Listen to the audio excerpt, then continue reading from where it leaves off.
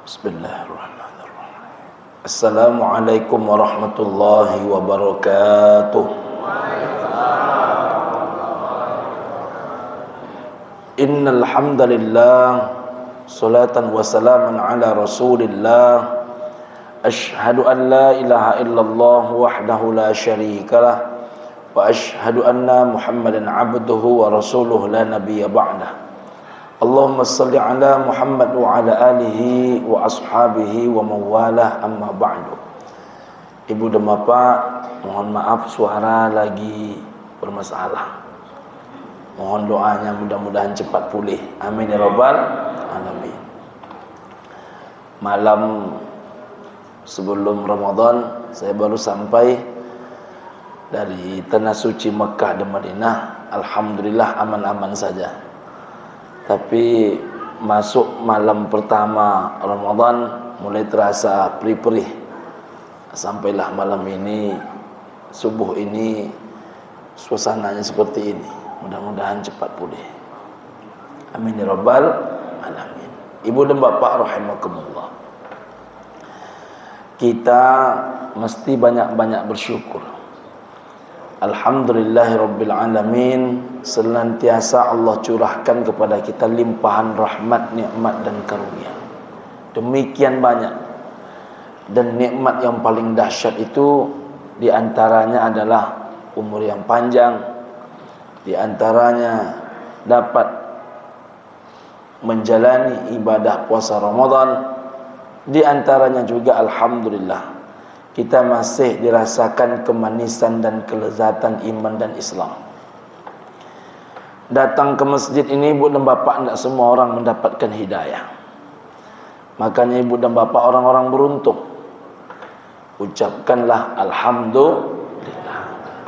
Itu bukan karena ibu dan bapak hebat, bukan karena ibu dan bapak ini orang-orang yang luar biasa, tapi Allah Ta'ala lah yang memasukkan semua rasa itu ke dalam hati ibu dan bapak.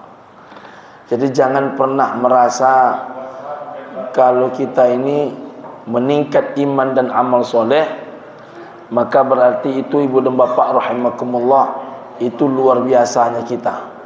Tidak sama sekali. Itulah bentuk kasih sayang Allah Subhanahu wa ta'ala. Alhamdulillah. Yang kedua ibu dan bapak rahimakumullah, kita berkirim salawat dan salam kepada baginda Rasulullah sallallahu alaihi wasallam. Kita ucapkan kalimat Allahumma salli ala sayyidina Muhammad wa ala ali sayyidina Muhammad. Assalamu alayka ya Rasulullah, assalamu alayka ya Habiballah. Ibu dan bapak rahimakumullah, ada beberapa hal yang ingin kita bahas pada pertemuan kali ini. Pertama, ketika datang bulan suci Ramadan, Nabi SAW menyambut dengan kalimat yang luar biasa. Marhaban ya Ramadan. Biasanya orang kalau ditanya apa arti marhaban, maka dia menerjemahkan dengan kalimat yang simpel. Selamat datang bulan Ramadan. Kalau kita buka kamus bahasa Arab, marhaban itu diambil dari kata rahbah. Apa arti rahbah? Rahbah itu artinya paling tidak ada 3. Pertama, rahbah itu artinya adalah lapang. Yang kedua, rahbah itu artinya adalah luas. Yang ketiga, rahbah itu artinya adalah obral. Maka kalau Nabi mengatakan marhaban ya Ramadan, Nabi sedang berkata, hatiku ini lapang menyambut kehadiranmu wahai bulan suci Ramadan. Marhaban ya Ramadan, Nabi sedang berkata, hatiku ini luas menyambut kehadiranmu wahai bulan suci Ramadan. Mengapa ibu dan bapak rahimakumullah digunakan kata lapang dan kata luas? Rupanya menyambut sesuatu itu kalau hati lapang, pikiran luas, maka muncullah motivasi, maka muncullah semangat. Tamu saja ibu dan bapa, bila tamu yang datang ke rumah ibu dan bapa itu tamu yang membuat lapang hati ibu dan bapa, tamu yang membuat luas hati ibu dan bapa, maka belum datang tamu itu kita dah sibuk mempersiapkan keperluan dia. Rasanya kesal betul hati kalau tamu itu datang dia tak makan di rumah kita, betul? Kesal betul rasanya hati kalau tamu yang kita cintai, kita muliakan itu datang dia ke rumah kita, lalu dia tak dapat menikmati makanan yang lezat di rumah kita. Maka sengaja orang masak untuk menyambut tamu yang membuat hati dia itu lapang dan luas. Jadi ibu dan bapa rahimakumullah, diucapkanlah oleh Nabi, marhaban ya Ramadan, hatiku ini lapang menyambut kehadiranmu wahai bulan suci Ramadan. Hatiku ini luas menyambut kehadiranmu wahai bulan suci Ramadan. Maka kalau hati sudah lapang, menjalani Ramadan itu enak. Kalau hati sudah luas, menjalani segala program dalam keadaan perut kosong, dalam keadaan haus, kering kerontang, itu nikmat. Bahkan semakin lapar semakin nikmat, semakin terasa semakin nikmat. Itulah Ramadan.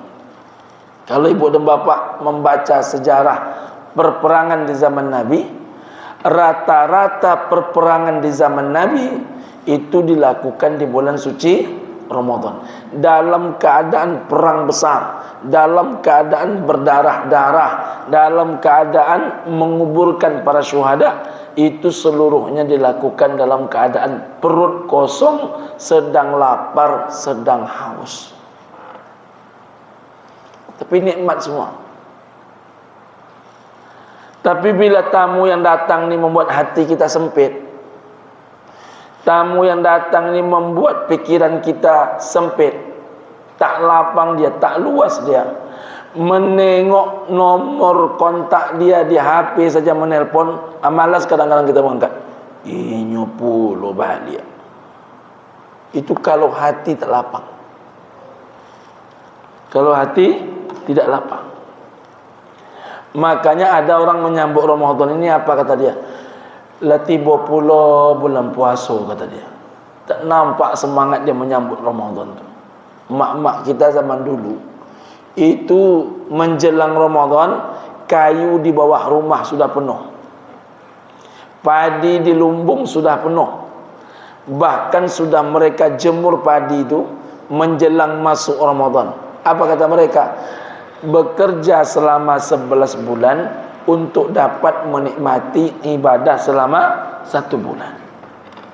Begitulah agungnya bulan suci Ramadan itu.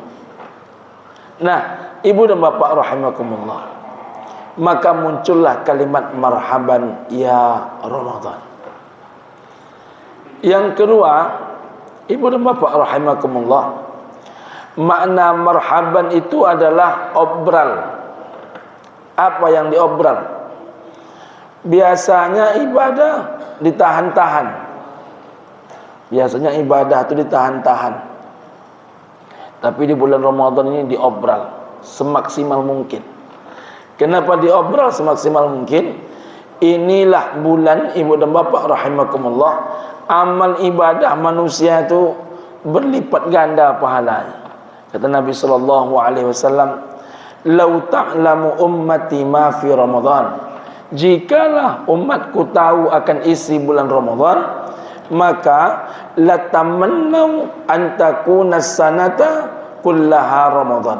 Maka mereka akan meminta, kata Nabi, 1 tahun itu seluruhnya adalah bulan suci Ramadan. Itu kalau kita tahu. Tapi karena kita tidak tahu, ibu dan bapa rahimakumullah, baru hari pertama puasa, apa katanya? memang lain puasa tua ke. Hari kedua memang lain pula melawannya puasa pertama. Hari ketiga memang lain pula puasa tahun nikah. Lain pula karyang terasa. Jadi pokoknya tiap hari bermasalah, tak pernah tak bermasalah. Jadi ibu dan bapa rahimakumullah, kalau orang tu faham, wah ini spesial, inilah masa amal dilipat gandakan. Jadi ibu dan bapa, contohnya dalam melaksanakan ibadah Ramadan, amal ibadah umrah di bulan Ramadan, semakin puasa, semakin Ramadan, itu semakin membludak jumlah jemaah umrah. Padahal tidak bisa makan, tidak bisa minum, tapi jumlah jemaah semakin membludak. Ibu dan bapa rahimakumullah, mengapa semakin Ramadan semakin membludak jumlah jemaah? Orang ingin dalam keadaan lapar itu dia berumrah. Saya balik ibu dan bapa pas satu hari menjelang Ramadan, itu jumlah jamaah Sya'ban saja lebih ramai dibandingkan jamaah haji Sya'ban saja. Kenapa orang mengintai Sya'ban? Pertama, karena di bulan Sya'ban itu memperbanyak amal ibadah sangat dianjurkan. Itu baru Sya'ban. Yang kedua, kalau kita nak dapat bulan Ramadan dengan harga murah, itu berangkatnya sebelum Ramadan. Misal berangkat sepekan menjelang Ramadan, dapat 3 hari bulan Ramadan, dapatnya cuma 3 hari. Tapi bagi orang pemburu obral ibadah, itu sudah sangat luar biasa, walaupun cuma 3 hari. Jadi kalau 3 hari saja dimanfaatkan sedemikian rupa oleh jamaah umrah untuk beribadah, kita yang di tanah air pun jangan disia-siakan waktu ini walaupun semenit pun juga. Inilah masa kita ini mengejar ketertinggalan bacaan Quran kita. Inilah masa kita mengejar setoran tahsin Quran dan tahfiz Quran kita. Inilah masa mendengarkan kajian setiap saat. Di Masjid Ar-Rahim saja ada kajian subuh, ada kajian zuhur, ada kajian ba'da isya, 3 kali. Masya Allah. Boleh ditambahkan di tempat lain, paling tidak ada 2 kali kesempatan. Kajian duha, satu lagi kajian menjelang berbuka, 5 kali kajian. Kajian ini ibu dan bapak bentuknya sederhana, tapi pahala kajian ini lebih dahsyat daripada mengerjakan solat sunat. Mengikuti kajian satu waktu, membahas satu ayat Allah, itu lebih baik daripada 100 rakaat solat. 100 rakaat. Hadir pengajian, mendengarkan majelis ilmu, membahas satu bab ilmu ayatnya Allah Subhanahu wa taala, itu lebih baik dibanding 1000 rakaat solat. Masya Allah. Itu hanya ada di majelis ilmu. Maka majelis ilmu ini saking tingginya pahalanya, ada majelis ilmu, ada penyelenggaraan jenazah. Bila ibu dan bapa tidak datang penyelenggaraan jenazah itu, jenazahnya tetap selesai diurus oleh orang, maka lebih afdal menghadiri pengajian. Begitulah hebatnya pengajian. Kalau kita kan lebih cenderung mengurus jenazahnya, tapi rupanya lebih utama pahala majelis ilmu. Bahkan saking tingginya pahala majelis ilmu ini, satu-satunya waktu yang bisa menggeser fadilah solat sunat itu hanyalah majelis ilmu. Makanya kalau Ustadz Dr. Haji Mawardi Muhammad Saleh, walaupun sudah masuk waktu isyraq, beliau lanjut pengajian. Ada jamaah mencoba menyindir beliau, Karena waktu sunat isyraq ini kan harganya kalau dari subuh bagikan haji dan umrah, sempurna. Lalu solat jamaah itu di samping beliau pengajian. Rupanya tidak berhenti beliau pengajian. Mengapa demikian? Tinggi pahala solat sunat isyraq, lebih tinggi lagi pahala mendengarkan pengajian. Itu luar biasa. Makanya saya selalu mengingatkan, kadang-kadang kan ada jamaah ini awak mengajinya baca Quran. Ada jamaah kok awak mengaji ini berzikir. Jadi selama mengaji itu mengaji, selama belajar itu disimak. Karena rupanya kata Nabi, inilah kesempatan ilmu itu insyaallah menghadirkan keberkahan. Yarfa'illahu alladhina amanu minkum walladhina utul ilma darajat. Allah Ta'ala mengangkat derajat manusia itu hanya karena dua perkara. Pertama, ketinggian iman. Yang kedua adalah bertambahnya ilmu. Mudah-mudahan kita ini bertambah imannya, naik ilmunya. Amin ya rabbal alamin. Ilmu ini Ibu dan Bapak sama dengan hakikat iman. Semakin dapat oleh kita ilmu itu, semakin terasa oleh kita kekurangan diri kita. Jadi kalau ada orang, Ibu dan Bapak, semakin belajar semakin sombong, itu belum dia sampai kepada hakikat ilmu. Ilmu ini Ibu dan Bapak macam orang masuk ke dalam laut.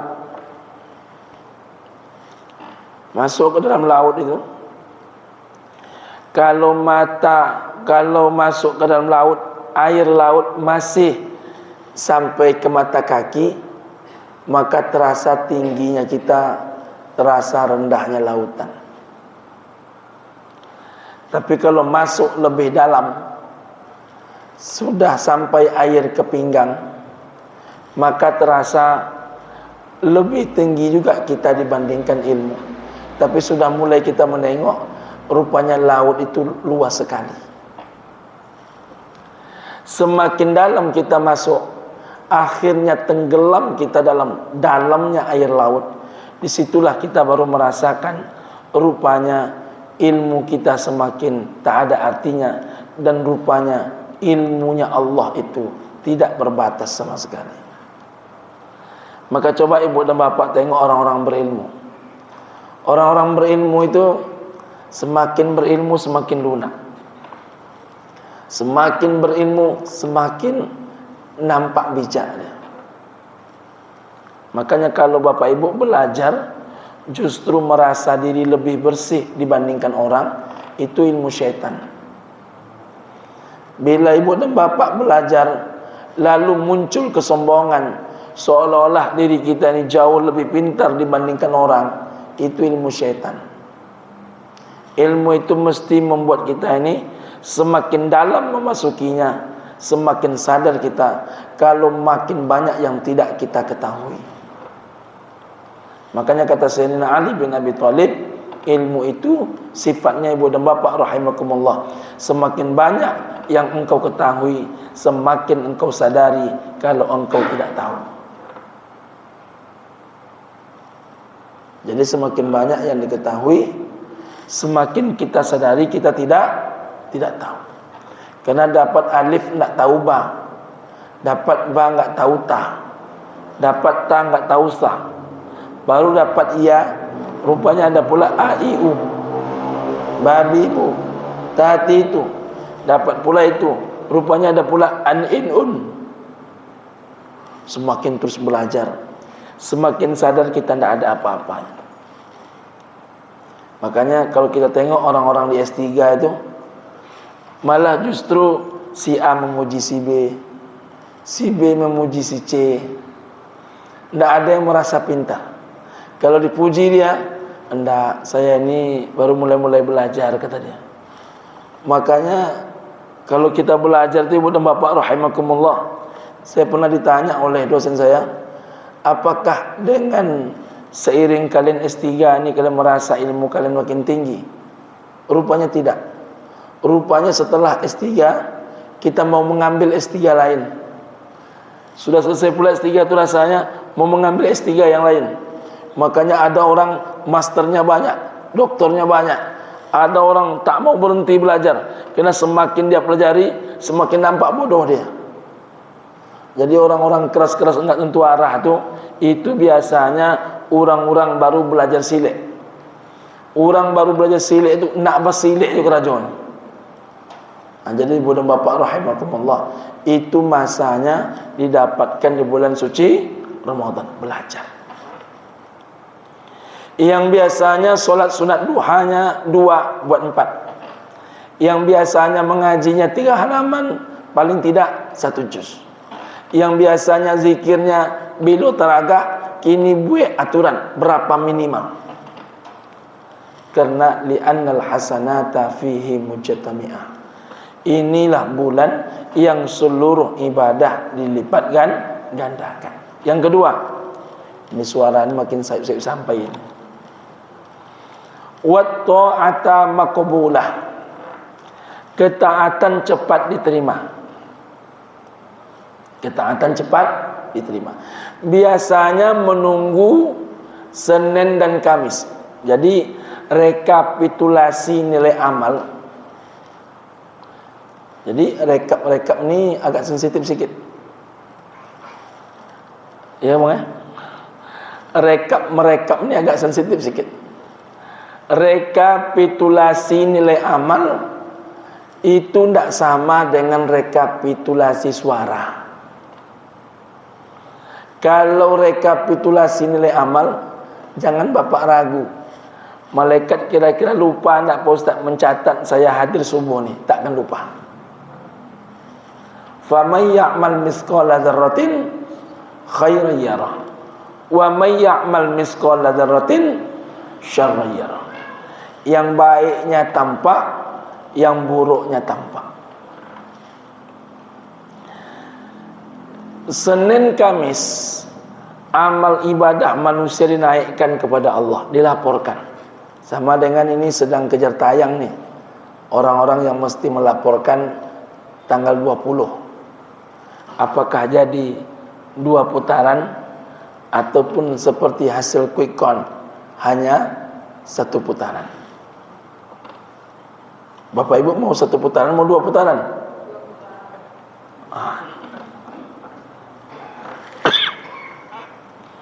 Ibu dan bapak rahimakumullah, kalau sudah di bulan Ramadan beda. Rekapitulasinya dilakukan setiap saat. Idza dakhala syahrul Ramadan futihat abwaabus sama. Kalau sudah masuk bulan Ramadan, maka dibuka pintu langit. Amal ibadahnya Pak Imam, amal ibadahnya Pak Ketua, amal ibadah ibu dan bapak sedang berlomba-lomba menuju Allah. Subuh ini mendengarkan pengajian ini langsung sampai kepada Allah, tapi nilai pahalanya tidak sama besar. Ada yang mendengarkan pengajian itu serius, saking seriusnya dia menunduk dia. Ada pula yang mendengarkan ceramah itu sambil mengangguk-ngangguk. Saking kuatnya dia mengangguk, sekali mengangguk tak lagi naik kepala dia. Jadi ibu dan bapak rahimakumullah, setiap orang ini berbeda pahalanya. Tapi jangan khawatir, insyaallah Allah Maha tahu mana yang dapat nilai 10, mana yang 9,5, mana yang 9. Tak bisa ditipu-tipu. Semua catatan Allah ni rapi serapi-rapinya. Kalla bal tukadzibuna biddin wa inna alaikum lahafizin kiraman katibin. Jadi dicatat serapi-rapi. ibu dan bapa. Sedekah Pak Ustaz, kalau ditulis hamba Allah dengan nama sendiri, beda enggak pahalanya? Membedakan bukan di nama dan bukan di hamba Allahnya, membedakan di keikhlasan dan banyaknya. Kadang-kadang kita ini kan terbalik. Biarlah seketek asalkan ikhlas. Mengapa ketika seketek baru ikhlas? Makanya banyak orang memakai hamba Allah itu bila sedekahnya seketek. 5.000 hamba Allah, 10.000 hamba Allah, 10.000 balik hamba Allah, 100.000 Haji Sabarudin. Jadi kalau seketek sedekahnya hamba Allah, tapi kalau banyak sedekahnya sabi nama. Mestinya makin banyak semakin hamba Allah. Tapi saya tulis nama apa Ustaz? Sama saja, yang penting ikhlasnya. Kalaupun nama tak ditulis tapi hati berkata, sama rianya dengan orang yang ditulis namanya hatinya ria. Ambo Pak Ustaz bukan cakap sombong Pak Ustaz. Selama iku ambo bersedekah tak pernah kecek-kecek namu. Ambo ndak mau amal ibadah berusak. Dengan apa kecek itu adalah rusak tu.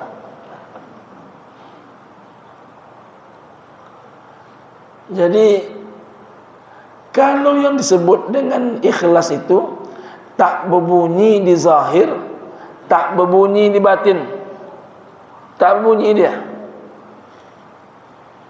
betul-betul polos lillahi ta'ala. Bapak tulis nama bapak untuk menghindarkan fitnah. Apalagi yang ketua-ketua. Yang ketua-ketua itu, yang pengurus-pengurus itu, tak apa-apa, baik namanya ditulisnya.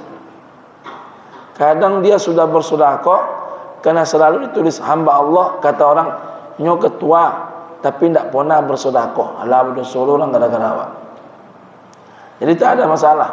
Kata kuncinya bukan ditulis nama dengan tak tulis nama. Kata kunci itu lillahi ta'ala, ikhlas karena Allah. Ibu dan bapak rahimakumullah. Yang ketiga, wad da'awata mustajabah, doa-doa mustajab. Maka selama duduk ni, selama ba'da solat, selama qabla solat, berbanyak berdoa. Berdoa itu dalam segala kondisi. Doa ini ibu dan bapak senjata kita. Tapi jangan lupa 5 macam doa. 1, doa minta ampunkan dosa. Karena dosa kita ni banyak Bang Jaidil. Kalau Bang Jaidil kan tak banyak-banyak betul. Tapi dosa kita ini sebagai manusia rata-rata banyak. Ibu dan bapak sikit apa banyak? Banyak juga. Berarti sama kita. Dosa kita ni banyak. Maka obatnya adalah mohon ampun kepada Allah. Nabi Muhammad paling tidak mohon ampun kepada Allah 70 kali sehari semalam.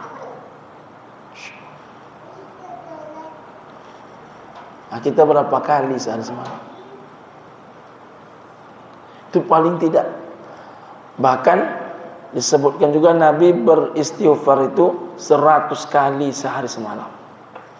Doa paling sederhananya, Rabbana zalamna anfusana wa illam taghfir lana wa tarhamna lanakunanna minal khasirin. Minta kepada Allah. Banyak sekali dosa kita. Dosanya mubaligh, dosanya ustaz, dosanya ustazah itu menyampaikan tak mengamalkan. Itu berat sekali. Ustaz-ustaz ini terpaan dia paling berat adalah ketika dia berprinsip dalam hidup dia. Saya mencoba kemarin bang, dalam masa-masa sosialisasi itu, berprinsip tidak menempuh sesuatu yang umum dilakukan orang dalam dunia persilatan itu. Nah, ini berat. Assalamualaikum Pak Ustaz. Waalaikumsalam. Kami ikut pendukung Pak Ustaz. Alhamdulillah, terima kasih Pak. Ada 9 balik suara Pak Ustaz. Alhamdulillah. Berapa Ustaz taluk membayar? Saya perlu dulu saja. Doakan saya ya Pak, mudah-mudahan tetap istiqomah. Kita butuh nih 19 suara nih. Doakan saya ya Pak, tetap istiqomah. Doakan saya ya Pak, mudah-mudahan saya ini lantang bersuara di hadapan anak-anak saya. Saya ini bisa lantang bersuara di depan orang. Semakin banyak yang saya langgar, itu semakin tak sanggup saya berbicara. Jabatan ini Pak hanya 5 tahun, tapi dakwah ini sudah saya jalani sejak usia 13 tahun. Sampai sekarang tak berhenti. Kayak-kayaknya sampai mati tak berhenti. Jadi saya tak menempuh jalur itu. Itu baru cik telpon. Datanglah telpon kedua. Kalaupun tak kan magi Pak Ustaz, paling tidak minyak jo gula lah. Bukan menyogok Pak Ustaz, tando awak ko bersama-sama. Jadi istilahnya tando awak bersama-sama. Saya bilang, kalau besok sudah selesai ini, saya itu ada zakat.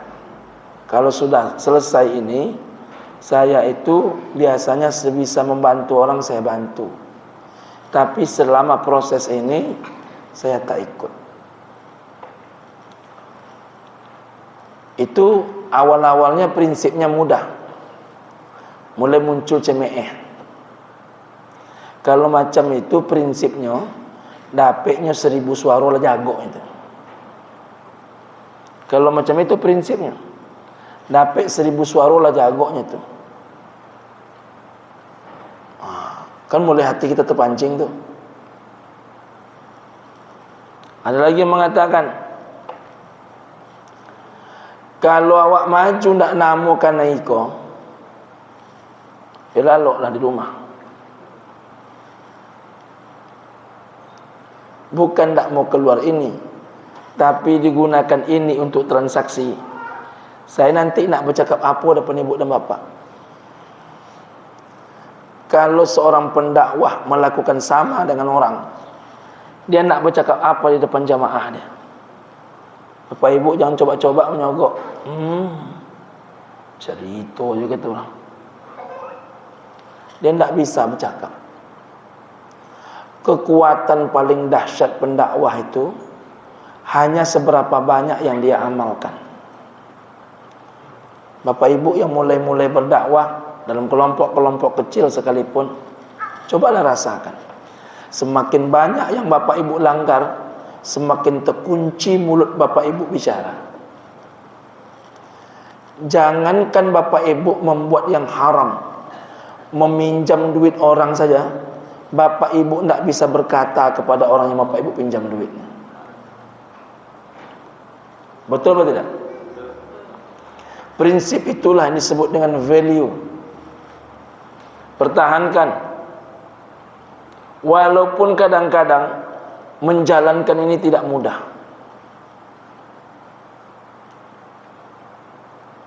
Solat ibu di tengah malam, ibu lawan kantuk ibu.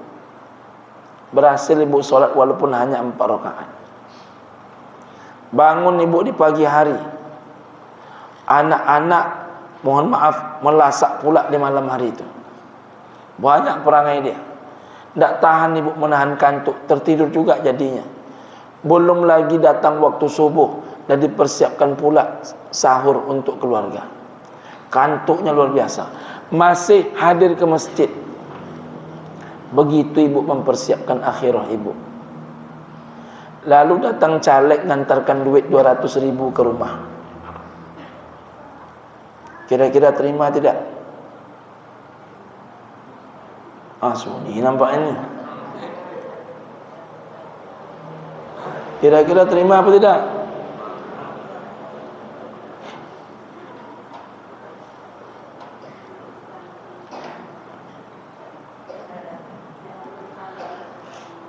Kalau solat saja begitu berat mengerjakannya, mampu ibu pertahankan. Baca Quran dalam masa lelah, bisa ibu amalkan. Datang ke masjid dalam masa mengantuk, bisa bapak ibu amalkan. Lalu kalah ibu dan bapak oleh 200.000. Terlalu cemen ibu dan bapak dalam hidupnya. Beruntunglah jamaah Ar-Rahim tak mempan disogok. Kenapa nih wajah-wajah anti sogoknya nih?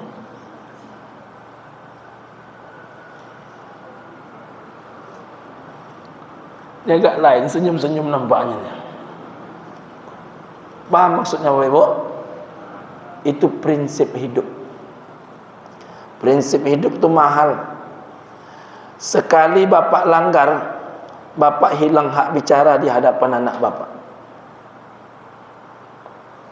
Sekali bapak langgar, apalagi yang tukang bagikan.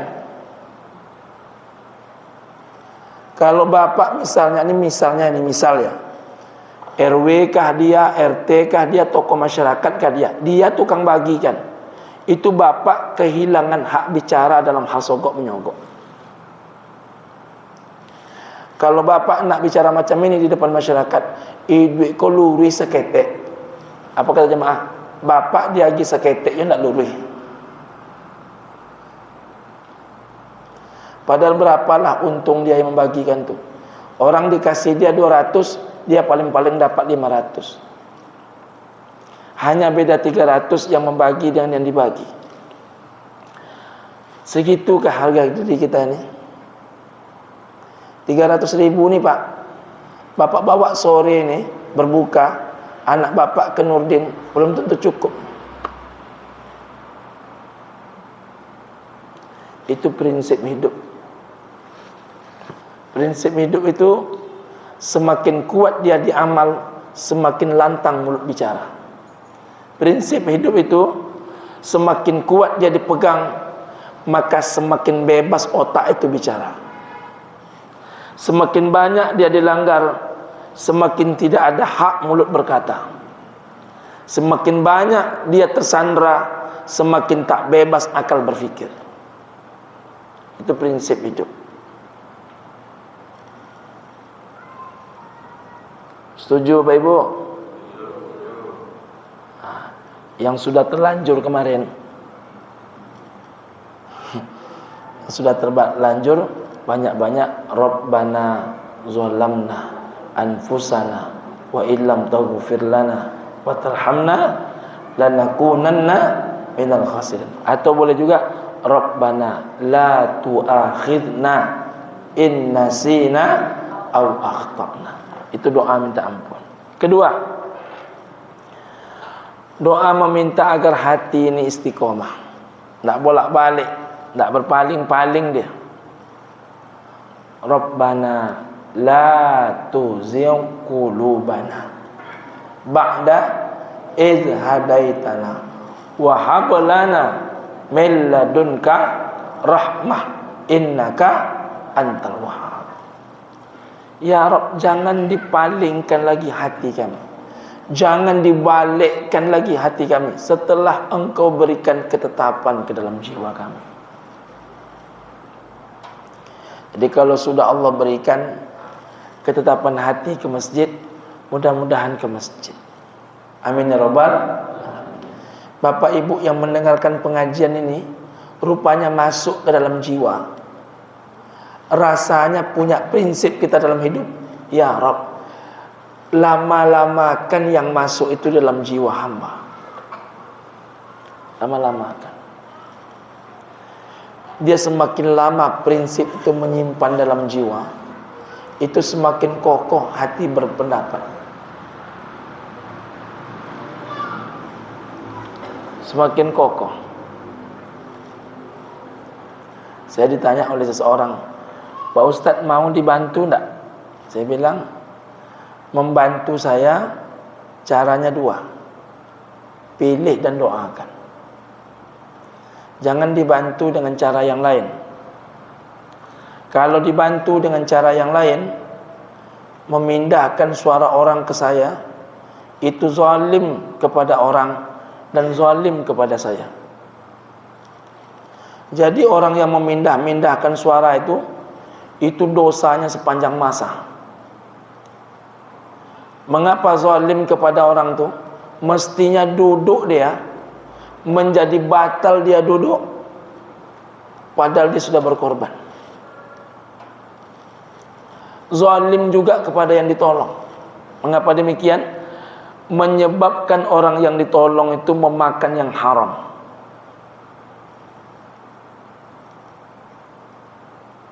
Makanya dalam hal-hal macam ini tidak semua orang sependapat.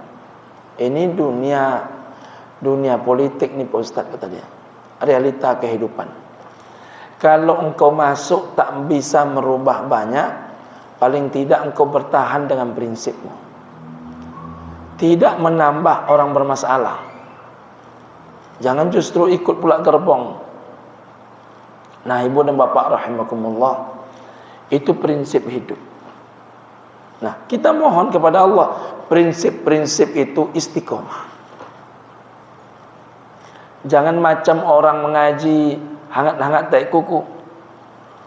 Sekali mengaji langsung semangat, 3,5 juz sekali baca. Habis tu dingin dia cepat air tu. 3,5 tahun tak baca-baca. Jadi mengaji itu biarlah 3 halaman tapi tiap hari. Bersolawat Nabi itu biarlah cuma 25 kali tapi tiap hari. Jangan pernah tinggal. Yang ketiga, minta kepada Allah Subhanahu wa taala agar diterima amal ibadah kita ini. Kita ni tak tahu apakah amal kita diterima apa tidak. Sudah datang ke masjid, ini bernilai pahala apa tidak? Wallahu a'lam. Maka kita mohon kepada Allah, Rabbana taqabbal minna salatana wa siyamana wa ruku'ana wa sujudana wa qiyamana wa qu'udana wa takhassu'ana wa tadarru'ana wa ta'abbudana wa tammim taqsirana ya Allah ya Rabbal alamin. Puasa kita ini diterima apa tidak? Kita tak ngerti. Ini rahasianya Allah. Ada amal itu kita anggap sudah berpahala besar, tapi dalam pandangan Allah nol.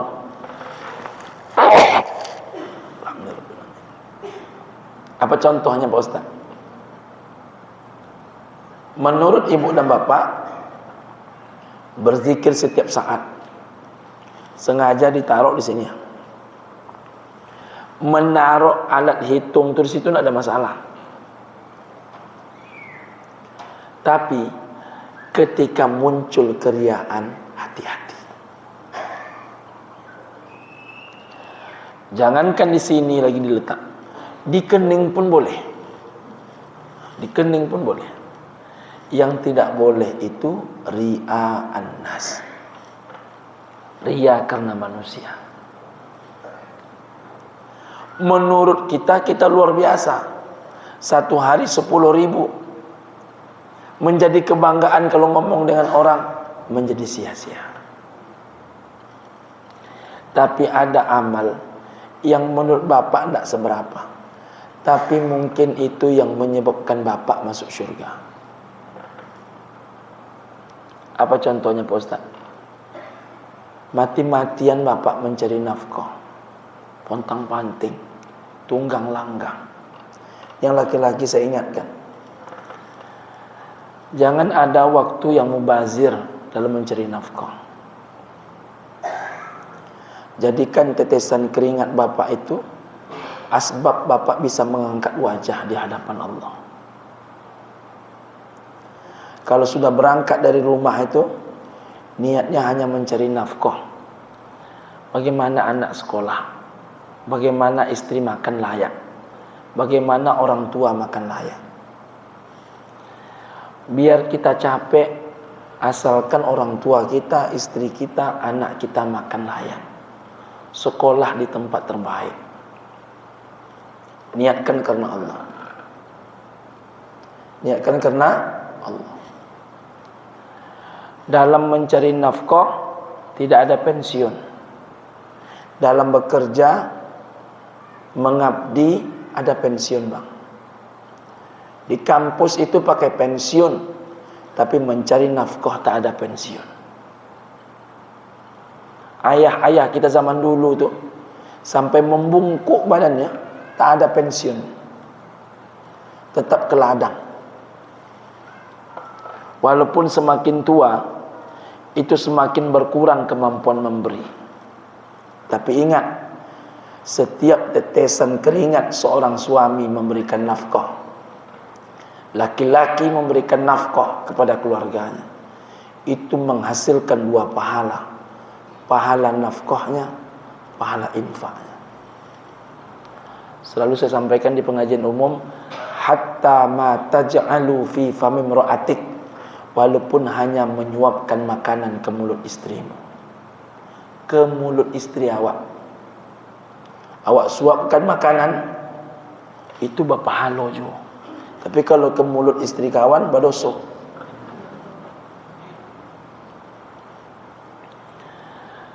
Yang keempat, ibu dan bapak, minta kepada Allah Subhanahu wa ta'ala agar kita ni mati husnul khatimah. Allahumma khtim lana bi husnul khatimah wa la takhtim alaina bi su'il khatimah. Kalau bisa mati saat mengucap la ilaha illallah. Makanya bapak ibu kalau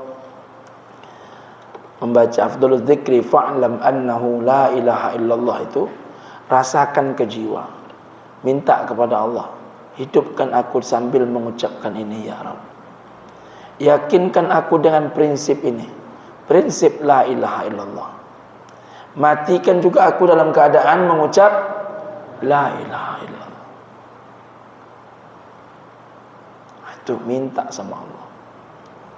Kalau bisa mati hari Jumat, mati malam Jumat, mati sedang mendengarkan wirid pengajian subuh, bukan yang hari ini, kapan-kapan,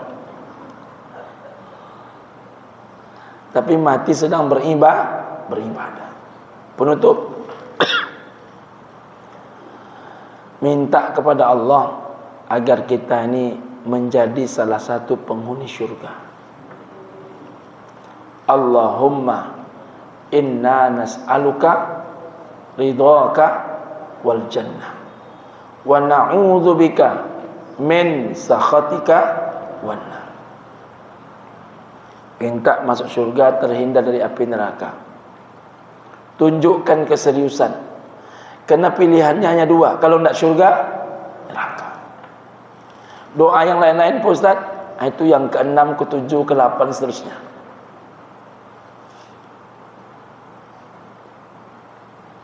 Apapun dalam hidup ini, doanya adalah kekuatan kita. Saya orang sibuk-sibuk kemarin nak pengumuman, saya terbang berangkat ke Tanah Suci. Tanya oleh dirut, yakin berangkat? Orang beri ngitung-ngitung. Saya bilang, saya berangkat aja. Saat orang menghitung, saya harus mohon ke Allah. Urusan saya dengan manusia sudah selesai. Menelpon sudah, sosialisasi semampunya bisa, sudah dilakukan, walaupun tak ada kampanye, tak ada bayar-membayar. Rasanya dengan manusia sudah cukup. Sekarang dengan Allah saja. Saya pasrahkan itu semua. Ingat, doa di tanah suci itu mustajab. Lalu dalam perjalanan mustajab. Doa banyak orang mustajab. Tiba-tiba hari Rabu, berdentang-dentang WA masuk. Selamat Ustaz, selamat Ustaz, selamat Ustaz, selamat Ustaz. Rupanya ibu dan bapa rahimakumullah, bagi Allah itu tak ada yang mustahil. Bagi kita banyak yang mustahil. Apa ibu kira kalau modal 3 miliar menang? Belum tentu. Menurut bapak ibu kalau modal 2,5 miliar menang? Belum tentu. Kadang yang tak pakai modal apapun bisa menang. Bagi Allah tak ada yang payah itu. Innama amruhu idza arada syai'an ayyakula lahu kun fayakun. Akhirnya sampai juga 1 jam. Jam setengah 6. Tadi saya kira sampai apa tidak ini saya bilang. Mudah-mudahan walaupun ceramah ini didengarkan sayup-sayup sampai, hingga saya tengok banyak yang tertunduk mendengarkan ceramah ini. Berarti ceramah kali ini sangat dirasakan. Ya bang ya, sangat dirasakan. Semoga barokah. Amin ya rabbal alamin. Makasih ibu dan bapak, mohon doa semuanya. Sehat badan, panjang umur. Amin ya rabbal alamin. Doakan juga ibu dan bapak, kalau Allah izinkan dilantik di bulan 9 itu tidak ada yang berubah. Prinsip-prinsip itu tetap bisa dijalankan dengan baik. Amin ya rabbal alamin. Terima kasih. Subhanakallahumma rabbana bihamdika asyhadu an la ilaha illa anta wa astaghfiruka wa atubu ilaik. Billahi taufiq wal hidayah. Assalamualaikum warahmatullahi wabarakatuh.